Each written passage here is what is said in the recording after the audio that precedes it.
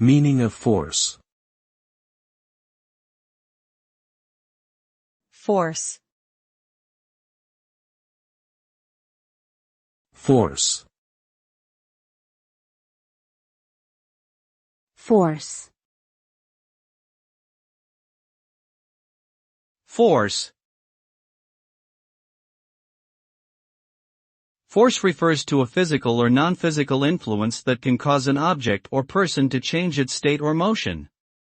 The result of applying force to an object can be an acceleration, a deformation, a change in direction, or a combination of these effects. Force is typically measured in units of newtons and can be applied through a variety of means, including gravity, pressure, friction, electromagnetic fields, or other sources.